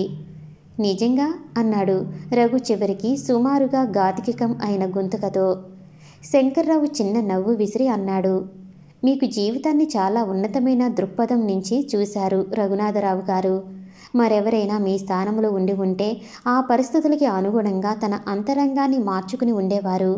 మీరు ఆర్థిక సుఖం కన్నా గౌరవనీయమైన దుఃఖము, నికృష్ట జీవనం కన్నా మరణము నయంగా కనిపించాయి. మీ ఔన్నత్యం లేకపోతే ఈసరికి మీ ఆత్మహత్య చేసుకునేవారు. దైవికంగా మనం కలిశాం. మీ నూతన జీవితానికి నాంది పలికే అదృష్టం పట్టినందుకు చాలా సంతోషిస్తున్నాను. ఓ విధంగా ఈ ధన్యవాదాలు రాధకి చెప్పాల్సి ఉంది. నేనేమీ చెయ్యలేదు అన్నది తొందరగా రాధ. చేశారు. టికెట్ ఇన్స్పెక్టర్ గారికి మీరు ఆ క్షణంలో అడ్డుపడకపోతే కథ అంతా చాలా వేరుగా నడిచి ఉండేది. మీరు మీ నిమిత్త మాత్రులే కావచ్చు, కానీ ఆ రవంత సహాయము ఒక జీవితాన్ని లేవనెత్తింది. నేను ఆ క్షణంలో మీ అందరికీ ఒక రాక్షసుడిగా కనిపిస్తున్నాననుకుంటాను అన్నాడు కొంచెం బాధగా కృష్ణమూర్తి. లేదండి, లేదు. మీ విధి మీరప్పుడు సక్రమంగా నిర్వర్తించారు. లేకుంటే నేనే పక్క స్టేషన్లో కంప్లైంట్ ఇచ్చి ఉండేవాడిని. టికెట్ ఇన్స్పెక్టరుగా మీరు, మానవులుగా మేము మన విధులని నిర్వర్తించాము. ఏ ఒక్కరం ఈ విధి నిర్వహణలో తప్పటడుగు వేసినా చాలా చెడ్డగా జరిగి ఉండేది. ఒక విధంగా ఆ సంభాషణ ముగిసింది. రాధ 40 రూపాయలు తీసి రఘునాథరావు గారికి ఇస్తూ, మీ ఉద్యోగం దొరికే లోపున ఖర్చులకి ఉంటాయి, ఉంచుకోండి అన్నది. రఘు తొందరగా ఆమెను వారిస్తూ, వద్దండి, ఏదో వెలుతురు కనిపించాక అటు ప్రయాణం చేయటంలో కష్టం లేదు. 1-2 నెలలు ఎలాగైనా గడుపుతాను. నాల్తేరులో నా స్నేహితుడు ఉన్నాడు అన్నాడు. ఆయనకి కావలిస్తే నేనిస్తాను అన్నాడు శంకర్రావు తేలికగా. కాదండి, మీరెప్పటికే ఈ విషయంలో ఎక్కువ పాలు తీసుకున్నారు. నేనేమీ చెయ్యలేకపోయాననే బాధ నాకు ఉండిపోతుంది. సహాయంగా కాకుంటే అప్పుగానైనా తీసుకోండి అన్నది ఆతృతగా రాధ. ఆమె చాలా బాగా చెప్పింది. ఈ సహాయం కాదు, అప్పు తీసుకోండి అన్నాడు రఘుతో శంకర్రావు. చాలా కృతజ్ఞుణ్ణి అని రఘు ఆ రూపాయలు తీసుకున్నాడు. అప్పటిదాకా ఊరుకున్న కృష్ణమూర్తి ఒక్కసారి హెచ్చి, సదరు అంతర్నాటకంలో అయితే గీతే నేనే దుష్టపాత్ర ధరించాను. యథావిధిగా ధర్మమే జయించింది. ఈ క్షణంలో ఒక జీవితాన్ని చీకట్ల నుంచి వెలుగులోకి తీసుకొచ్చిన పుణ్యం రాధకి మీకు దక్కింది. మీ ఇద్దరూ చేసిన దానిలో ఏ వంతుని చెయ్యలేని పరిస్థితి నాది. వాల్తేరు ఈయనని పంపటం తప్ప. అయినా ఈ శుభ సమయంలో నా శక్తి కొద్దీ అందరికీ అల్పాహార విందు ఇచ్చుకునేందుకు చాలా ఆతృతగా ఉన్నాను. నా కోరికను అందరూ అంగీకరించాలని ప్రార్థన అన్నాడు. తప్పకుండా అన్నారందరూ. సామర్లకోట స్టేషన్ రానియండి అన్నాడు కృష్ణమూర్తి. ఇప్పుడు మనని గురించి మనం తెలుసుకుందాం అన్నాడు శంకర్రావు. మన జీవితాలలో చెప్పుకోదగిన వింతలు, విశేషాలు ఏమీ ఉండకపోవచ్చు. కానీ ఈరోజు జరిగిన సంఘటనల తర్వాత మన విషయాలు ఒకరికొకరు చెప్పుకోకపోతే చాలా అన్యాయంగా ఉంటుంది. పెళ్ళిళ్ళు ఆకాశంలోనే జరుపుపడతాయి అన్నారు అడ్వకేట్ సీతారామమూర్తి గారు, కళ్ళజోడు తీసి జాగ్రత్తగా పెట్లో పెడుతూ. అంటే marriages are made in heaven అన్నాడు వాసుదేవరావు. నీ బిఏ ఇన్నిసార్లు ఎందుకు పోతుంది? నానాటికి నాకు ఆశ్చర్యమైపోతుందిరా. సరిగ్గా చెప్పావు అన్నాను ప్లేడర్ గారు. అయినా హెవెన్ అంటే స్వర్గమా, ఆకాశమా మామయ్య అన్నాడు వాసు. నీది చాలా క్రిటికల్ మైండ్ రా వాసు. నా మాట విని లా చదువు, పైకి వస్తావు అన్నారు ప్లేడర్ గారు కళ్ళజోడు తీసి జాగ్రత్తగా పెట్టుకుంటూ. ఏమిటండోయ్ వాడికి బోధ చేసేస్తున్నారు? మీలా ఇట్లా వెలిగింది, వాడిని పాడు చేస్తారేం కర్మ. అంటూ లోనికి తోసుకొచ్చింది కామాక్షమ్మ గారు. వాసు లేచి తాను కూర్చుంటున్న కుర్చీ శుభ్రంగా దులిపి ఆమెకి సమర్పించాడు. అది కాదే, వాడి క్రిటికల్ మైండ్ని గురించి మాట్లాడుతున్నాను. ఇప్పుడు నా ఎదుట ప్రశ్నించబడిన పరిస్థితుల్ని బట్టి ఇంతకీ నా ప్రశ్నని తప్పించుకోవాలని చూస్తున్నాడు మావయ్య అని బల్ల గట్టిగా గుద్ది, విన్నావా కామాక్షత్తయ్య, ఆకాశం స్వర్గం ఒకటేనంటాడు మావయ్య. కాదని నేను అన్నాడు వాసు హిందూ పేపర్ అంతా మోకం చేసుకుని. దొంగని పట్టేశానే అన్నంత ధీమాతో. దాన్ని తగలయ్యా, నీకు వేదాంతం కూడా నట్రా వాసు అని వాణ్ణి మెచ్చుకుని, మీ మామగారికి ఏమీ తెలియదులేరా, అందుకే ఆయన ప్రాక్టీస్ ఇట్లా ఉంది అన్నది కామాక్షి. ఇంగ్లీష్ వాళ్ళు స్వర్గం అన్నా ఆకాశం అన్నా హెవెన్ అంటారే, అందుకట్లా అన్నాను. నువ్వేదో నీ మేనలుడి పరాక్రమాన్ని చూసి పొంగిపోతున్నట్లున్నావు అన్నాడు కళ్ళజోడు తీసేస్తూ సీతారామమూర్తి గారు. అదెలా అవుతుందండి, అచ్చు ప్లేటర్లాగా ఆడ ప్లేటర్లాగా అడిగింది కామాక్షి. పోనీ మామయ్య, విమానాలు ఆకాశంలో ఎగురుతాయి కానీ స్వర్గంలో ఎగురుతాయా అన్నాడు వాసు ఒకసారి లేచి వచ్చి కామాక్షి పక్కన నిలబడుతూ. ఎంత బాగా అడిగావు వాసు, ఏది మరి దానికి సమాధానం చెప్పండి అంది నిలవేసి కామాక్షి. ప్లేడరు గారు సమాధానం చెప్పకుండా కళ్ళజోడు జాగ్రత్తగా తుడిచిపెట్టుకోవటంలో నిమగ్నులైపోయారు. కానీ దీర్ఘాలోచన పరుల్లాగా కనిపిస్తూనే ఉన్నారు. ఏమిటి ఆలోచిస్తున్నారు అంది కామాక్షి. నా విషయమే అన్నాడు వాసు. సరిగా చెప్పావు, నీ విషయమే అన్నారు ప్లేడర్ వారు. ఏమిటి అన్నాడు వాసు సీరియస్గా. నువ్వు బిఏ ఇన్నిసార్లు ఫెయిల్ అయ్యావా, పేపర్లు ఇచ్చేవాళ్ళకి దిద్దేవాళ్ళకి దాన్ని తగలయ్యా, బుద్ధి ఉంటేగా అంది కామాక్షి జీటీలాగా తోసుకొస్తూ. డమ్ మాట అలా ఉంచి అసలు ఇంటర్మీడియట్ ఎలా దాటావని. ఛీ, మీరెప్పుడు ఇంతే, వాసు అంటే పడదు అని ముఖం చిట్లించుకుంది కామాక్షి. అంతదాకా ఆలోచించాక అసలు స్కూల్ ఫైనల్ దాటి మాత్రం ఎలా వచ్చావని ఆలోచిస్తున్నాను అంటూ తాపీగా ముగించి కళ్ళజోడు తీసి పెట్లో పెట్టేశాడు ప్లేడర్ గారు. మావి ఎప్పుడు ఇంతే అత్తయ్య అన్నాడు వాసు కొంచెం ఏడ్చుకుని. ఆయన ఎప్పుడు ఇంతేలే వాసు అంది తానేదో మరీ గొప్ప విషయం చెప్తున్నట్లు కామాక్షి. మరి వెళ్తానత్తయ్య, నేను ఫుట్బాల్ ఆడుకోవాలి అని లేచాడు. వెళ్ళు నాయనా, బుద్ధిగా ఆడుకో అన్నాడు ప్లేడర్ గారు. వాసు ఓసారి బట్టలు అద్దంలో చూసుకుని తలదువ్వుకుని నిష్క్రమించాడు. అతన్ని అలా కాల్చుకు తింటారు ఎందుకు అస్తమానం అంది అతను వెళ్ళగానే సంభాషణ పునం ప్రారంభిస్తూ భార్య. ఆ తెలివితేటలని భరించలేక. మీరెప్పుడు అంతే, ఆ వృత్తి అలాంటిది, నేను చచ్చినా వాసులా చదవనివ్వను అంది కామాక్షి చాలా తెలివితేటలుగా. అవతల బోలుడు నిరుద్యోగం అని నెమ్మదిగా అని, వాసు ఉద్దేశం నా ఉద్దేశం నీకు తెలుసుగా అన్నాడు మూర్తి. నేను అనుకున్నట్లు అయితే వాడు ఉద్యోగం చెయ్యాలటండి. పాపం 6 ఏళ్ల నుంచి మనల్ని కనిపెట్టుకుని ఉన్నాడు. మంచికి చెడ్డికి చేతిలో ఉండి పిలిస్తే పలుకుతాడు. మనకి పిల్ల పిచ్చిగా ఎలాగా లేరాయే. ఇలా అయితే పుణ్యం పురుషార్థం రెండూ కలిసి వస్తాయి. వీడికన్నా ఎక్కువ చదివితే ఏం, అది మట్టుకు ఉద్యోగం చేస్తుందా ఏమిటి అన్నది కామాక్షి. నువ్వు చెప్పిన దానిలో పొరపాటేమీ ఉందని అనను, కానీ ఓ చిన్న అభ్యంతరం ఉందని చెప్పక తప్పదు అన్నాడు రామ్మూర్తి కళ్ళజోడు తీసి పెట్టుకుంటూ. కొత్త కళ్ళజోడన్నందుకల్లా అలాగే వాడుతున్నారు దాన్ని, పెట్టుకుంటే కానీ అభ్యంతరం కనబడదా ఏమిటి అంది కామాక్షి చిన్న నవ్వు నవ్వుతూ, అయినా గంభీరంగా.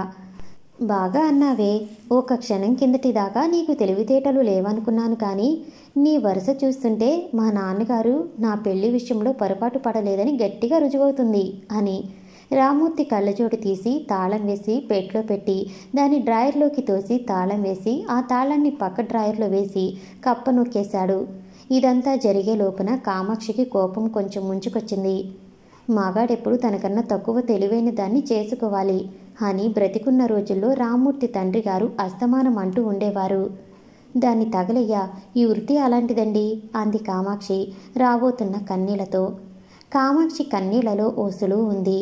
భారతదేశానికి భాగ్యంలాగా వస్తాం అనటమే కానీ వాణ్ణి తగలయ్యా, అవి ఊడిపడవు. లీడర్ గారు ఆ సంగతి తెలియని వారేం కాదు. అయితే కలవల ఏడ్చినా భరించొచ్చు, కానీ అన్ని లక్షణాలు పట్టి కన్నీరు గాని దుఃఖంలో ఉన్న దుర్భరత్వం ఆయనకే సువిదినం. అందుకని ఆమెని కాస్త ఓదారుస్తూ, అది కాదే, నేను మంచి ఉద్దేశంతోనే అన్నానే అన్నాడాయన. నిజమే అంది కామాక్షి వర్షంలో నుంచి గొడుగులోకొచ్చినట్లు ఒక్కసారి ఊరుకుని. నిజమేనే అన్నాడు రామ్మూర్తి.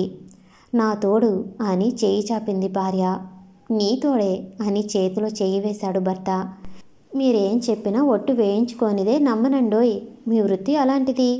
దాన్ని తగలయ్యకు, నీకు పుణ్యం ఉంటుంది. ఇప్పుడొచ్చే 4 రాళ్ళు రావు కూడాను అన్నాడు రామ్మూర్తి. తగలేసినా అదంతి సులువుగా తగలబడదని తెలిసి ఉండి కూడా. ఇందుకీ మీ నోరారా చెప్తే వాసు విషయంలో మీ ఉద్దేశం వినాలని ఉందండి. ఏం కాస్త ఎక్కువ చదువు ఉంటే మాత్రం అది వాడిని చేసుకోకూడదా ఏం?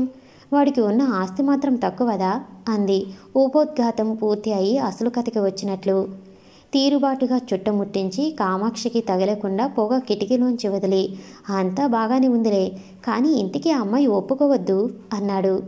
మీరు చెప్పే విధంగా నచ్చి చెబితే అది కాదంటుందటండి. మీకన్నా ఇంకెవరున్నారు దానికి అంది ఎక్కడి నుంచో 2 తమలపాకులు తీసి వాటికి సున్నం రాస్తూ కామాక్షి. నేను చెప్పటానికి అర్థం ఉండొద్దటే.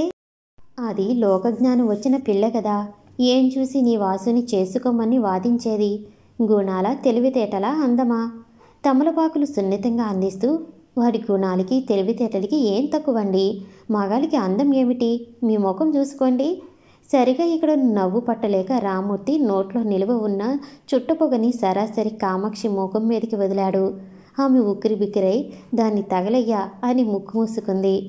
ఈ సందట్లో చుట్ట ఆరిపోవటం మూలాన పరిస్థితులు కొంత బాగుపడ్డాయి. తర్వాత ఇంకో విషయం ఉంది. వారసత్వపు దావా ఒకటి రాబోతుంది ఈ ఆస్తి విషయమే.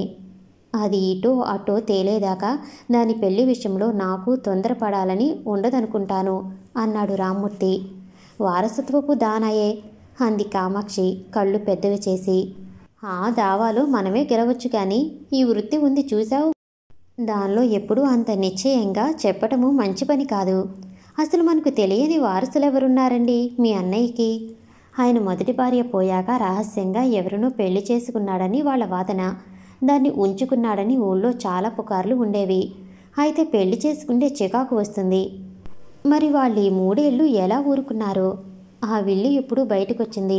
తన ఆస్తి ఆవిడికే వెళ్ళాలని, ఆవిడ తర్వాత కూతురికి రావాలని ఆ విల్లు సారాంశమట. పాపం ఈ దానా పడకపోయినా తీరిపోను. ఏదైనా ఉన్నా వాసుని చేసుకుంటేనే మంచిదంటే రాధకి. ఎటొచ్చి ఈ దావ ఏమైనా అయితే మనం దెబ్బతినాలి. ఏదో పర్వాలేకుండానే వెళ్ళిపోతుంది ఇప్పటి మటుకు. చూద్దాంగా, న్యాయంగా బాధ ఏమీ ఉండకూడదు. ఆ విల్లు సరైనదని రుజువు కావాలిగా. అది ఇవాళ తిరిగొస్తానని రాసింది కాదు. కారు పంపేవా? మేలు ఆలస్యమేమో, లేకపోతే ఈ పాటికి వచ్చే ఉండును. నేను చెప్పినది మనసులో ఉంచుకోండి. సమయం చూసి ఎలా చెప్పాలో మీకు మాత్రం తెలియదా ఏమిటి? అలాగేలే, కానీ నువ్వు తొందరపడి దాంతో ఏమీ అనమాకు. ఈ దావా గురించి అదిగో కారు హారన్. 100 ఏళ్ల ఆయుష్ రానే వచ్చింది. దంపతులిద్దరూ లేచి గుమ్మం దగ్గరికి వెళ్ళారు. రాధ కారు దిగి లోపలికొస్తూ, ఉత్తరం అందిందా బాబాయ్ అంది లాంఛనంగా. అందకపోతే కారెలా పంపుతానమ్మా? సరేగా అని క్రాఫ్ ప్రశ్న వేసి. ప్రయాణం సరదాగా ఉందా అన్నాడు రామ్మూర్తి. బాగానే ఉంది బాబాయ్ అంటూ లోపలికి వెళ్ళింది రాధ. డ్రైవర్ ఒకటే సామానులు లోపల పెట్టించుతూ, ఈసారి అమ్మాయి గారు చాలా కాలం వెళ్ళిపోయారండి అన్నాడు తన వైపు చూస్తూ నిలబడ్డ రామ్మూర్తితో. సెలవులు మళ్ళా పరీక్షలొచ్చేస్తాయి కదా అన్నాడు రామ్మూర్తి. కామాక్షి రాధ గదివైపు వెళ్ళింది.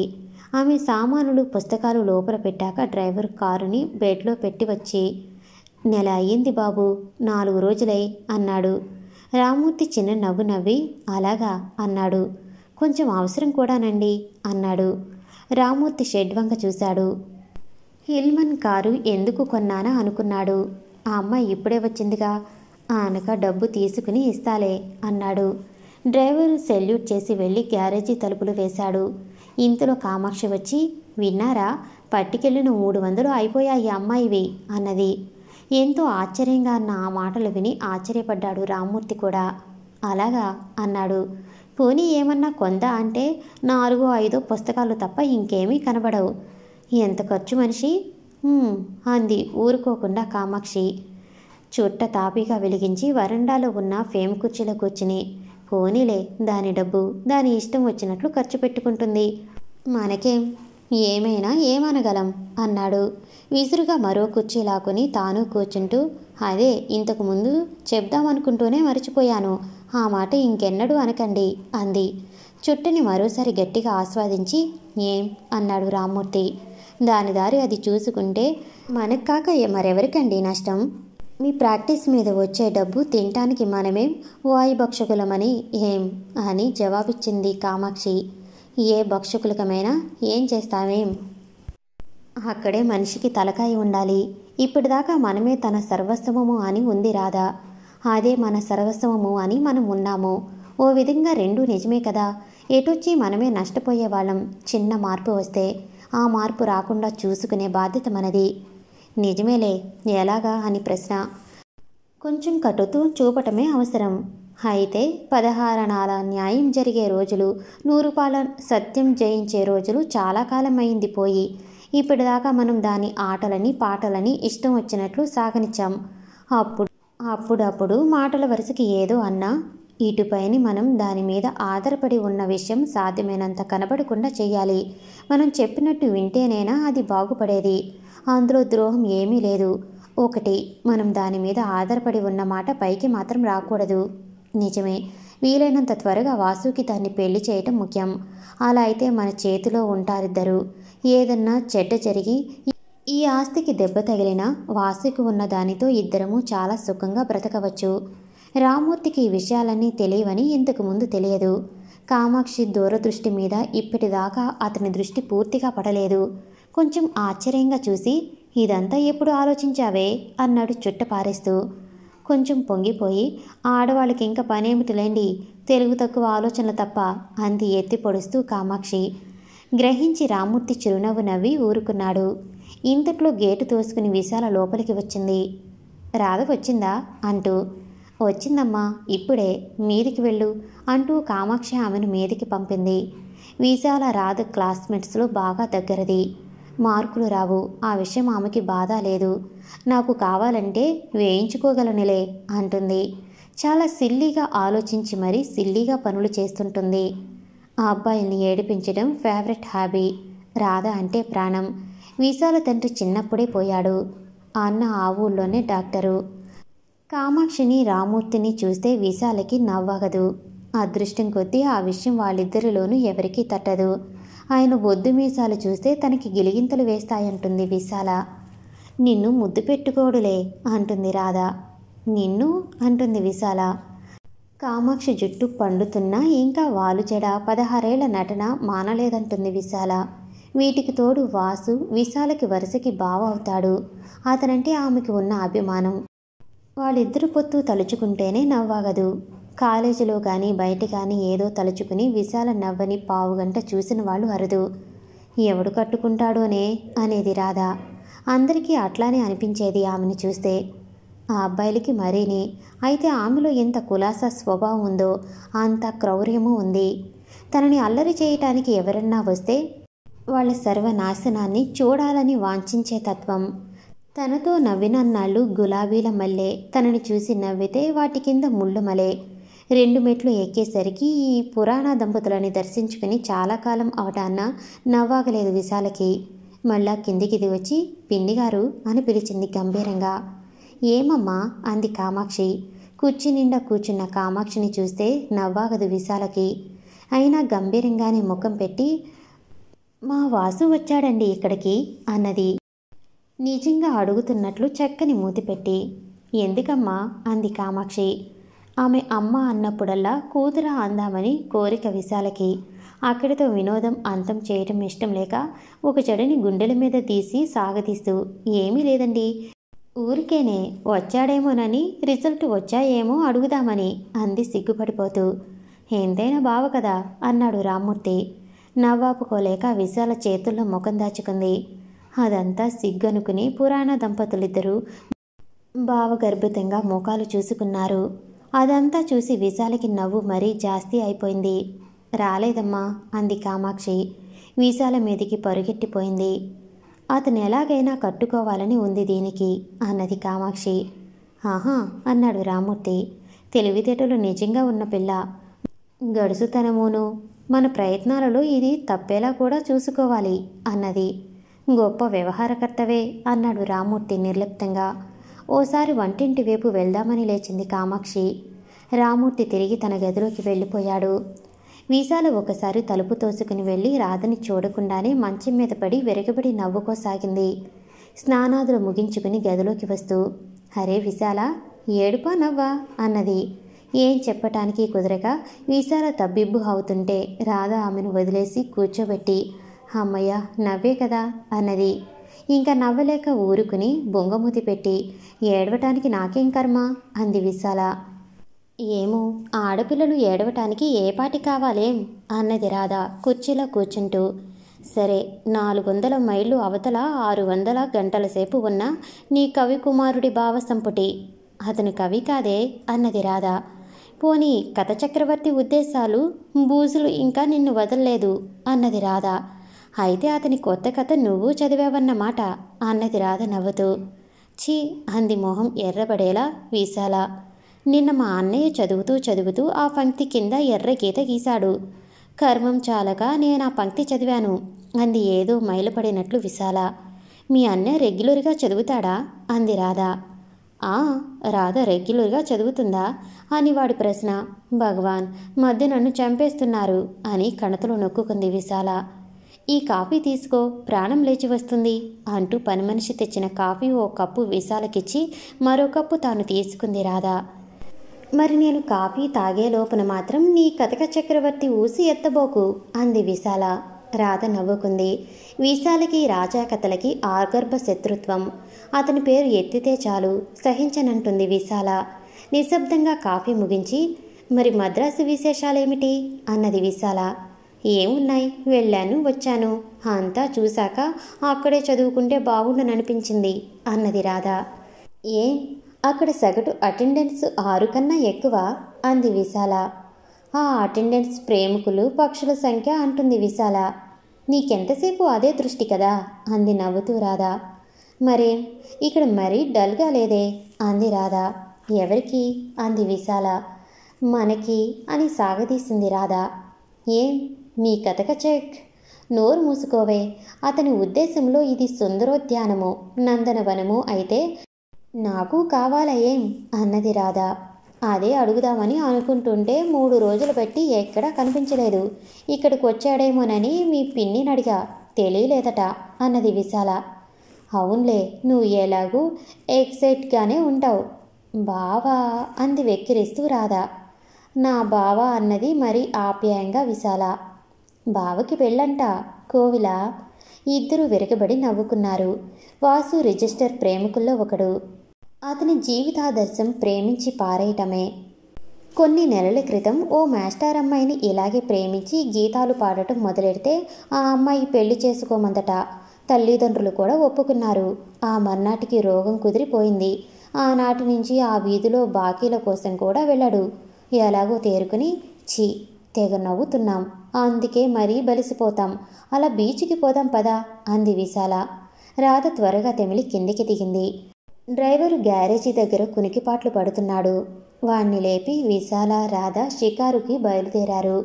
3 మలుపులు తిరగకుండానే వాసు ఎదురయ్యాడు. ఆపి అతన్ని రమ్మన్నారు. సాయంత్రం పని ఉంది, మీరు వెళ్ళండి అన్నాడు వాసు. ఏం పని బావా అంది విశాల నవ్వుతూ. మా నాన్న ఇవాళ బొంబాయి నుంచి వస్తున్నాడు, స్టేషన్కి వెళ్ళాలి అన్నాడు వాసు. నిజానికి కారణం అది కాదు. ఆ ఇద్దరిని వేరుగా చూస్తే వాసుకి భయం, కలిసి ఉండగా చూస్తే హడల్. రైలుకు నువ్వెందుకు వాసు, మామయ్య తిరిగి రాలేడా ఏం అంది విశాల. డ్రైవరు సెలవు పెట్టాడు, కారు తీసుకెళ్ళాలి అన్నాడు వాసు. వెళ్ళిపోదుగానులే, పాపం నాన్న అంటే ఎంత భక్తి అని ముక్కు మీద వేలేసుకుంది విశాల. రండి అంది రాధ. అప్పటికే రోడ్డు మీద అందరూ తన వైపు వింతగా చూస్తున్నారు. పెనం మీద నుంచి ఉరకటం కన్నా ఉత్తమం లేదని పొయ్యిలోనికి తలదూర్చినట్లు కారు ఎక్కాడు వాసు. రామకృష్ణ మఠం దగ్గర అందరూ దిగి ఇసుకలో నడిచారు. వాసు అస్తమానము వెనక్కి చూస్తూ నడుస్తున్నాడు. 2 సార్లు ఆగి గమనించాక రాధ, ఏం వాసు, కారులో ఏమైనా మర్చిపోయావా అంది. వాసు సమాధానం ఇవ్వకుండానే విశాల, ఆహా, ఆ అమ్మాయి కోసం చూస్తున్నాడల్లే ఉంది అన్నది చిలిపిగా. ఏ అమ్మాయి అన్నది రాధ. మేనక, కాబోలు ఆవిడ పేరు అన్నది విశాల. ఏ అమ్మాయి అన్నాడు వాసు అచ్చు నేరం చేసిన వాడిలాగే.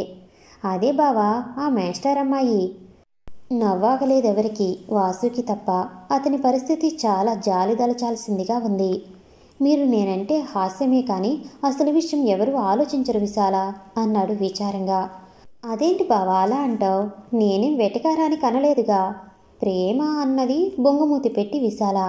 ఊరుకోవే, వాసు అలాంటి మనిషి కాదు అంది రాధ. ఒక్కసారి వాసు కళ్ళు మెరిశాయి. అనుకోకుండా రాధ తనకిచ్చిన ఈ సపోర్ట్కి ఆమె పట్ల అతని భయం కన్నా భక్తి ఎక్కువ. అది కాదే, అతను విరగబడి నవ్వటం కన్నా ఏం చెయ్యలేకపోతుంది చిలిపి విశాల. నన్ను అర్థం చేసుకోవా రాధా అన్నాడు మళ్ళా వాసు విచారంగా. ఆమె నవ్విన కొద్దీ అతనికి ఏడుపొచ్చేస్తుంది. కన్నీళ్లు వచ్చేలా నవ్వుతుంది విశాల. కన్నీళ్లు రాకుండా ఏడుస్తాడు వాసు. ఇద్దరిని చూసి తనలో తనే మాట్లాడుకుంది రాధ. కొద్ది క్షణాలలో ఎట్లానో తేరుకుని విశాల. నిజమే సుమారాధా, వాసుని అర్థం చేసుకోలేం మన ఓటోళ్ళం. ఏటొచ్చి మనలాంటి పిల్లకే గాని అతను అర్థం అవడు. ఊరుకోవే, ఏదో పొరపాటు చేస్తే అది పట్టుకుని పీకు తింటున్నావు అంది రాధ. అది సరే గాని నువ్వు ఈ మధ్య కథలు అవి రాస్తున్నావా ఏం వాసు అంది విశాల. నేనా? ఛీ అన్నాడు వాసు. ఎలాగో మళ్ళా సందు దొరికింది విశాలకి. ఏం కథలు రాయటం అంత హీనమా ఏమిటి అన్నది. రాధ వింటుంది నిశ్శబ్దంగా.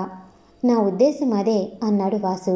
ఆ వాదన పెంచి అయినా తాను చిక్కుకున్న గాలాలలో నుంచి వెలికి రావచ్చునని ఆశిస్తూ. ఈ సంభాషణతో తన మీద రాధకి ఎంత ఏవగింపు కలుగుతుందో ఆమె ముఖం మీద అతను చదవలేకపోయాడు. అసలు ఆ భాష రాధతనికి. ఎంచేత బావా అట్లాగా? భావాలని అమ్ముకోవటం నా చేత కాదు. కథలు ఎందుకని రాస్తారు? కీర్తి కోసం, డబ్బు కోసం. ఏ ఖరీదుకు వస్తుందా కీర్తి? పాఠకులని తన దేవతల కింద జమకట్టి వాళ్ళకి ఎలాంటి రచనలు కావాలో తెలుసుకుని వాటిని అహోరాత్రులు కూర్చుని తయారు చేసి నానా బాధపడి పత్రికల వాళ్ళకి అమ్ముకోవటం అంటే నాకు పెద్ద గౌరవం లేదు అని ధాటిగా ఉపన్యసించారు వాసు. రాధ ఏమనుకుంటుందో విశాలకి తెలుసు. కానీ వాసు తన వాగ్దాటికి రాధ కుంచుకుపోయిందనే గర్వంలో ఉన్నాడని కూడా ఆమెకి తెలుసు. అంతటి చవక మనిషికి క్షణికంగా నేనా రాధ తన హృదయంలో స్థానం ఇవ్వటాన్ని విశాల సహించదు. అతన్ని పూర్తిగా బురదలోకి లాగటానికి. నువ్వలా అంటావు కానీ బావా, రాజా కథలంటే ఎంతమంది ఎగబడి చదువుతారో చూడు అన్నది.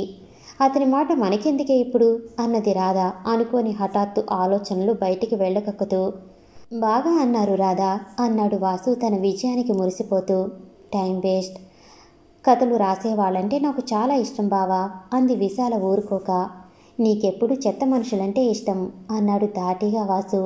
అందుకే కాబోలు బావా, నువ్వంటే నాకు చాలా ఇష్టం అన్నది ఎలాగో అంతదాకా నవ్వాపుకుని విశాల. రాధ లోపల నవ్వుకుంది.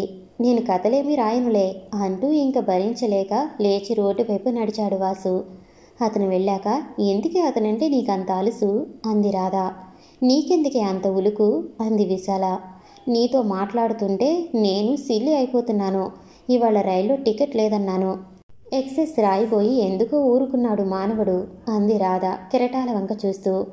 హా, ఒక్క సెకండ్లో జ్ఞానోదయం అయి ఉంటుంది. దానికేం కానీ మరో విచిత్రమైన నాటకం కూడా జరిగింది రైల్లోనే అన్నది రాధ. రాధ నాయిక ఏం? విను తెలుస్తుంది. రాధ మొదలుపెట్టింది. రోడ్డు మీద అదే క్షణంలో రిక్షావాడితో బేరమాడుతున్న వాసు 4 సార్లు వెనక్కి చూశాడు. రాధ చూడలేదు.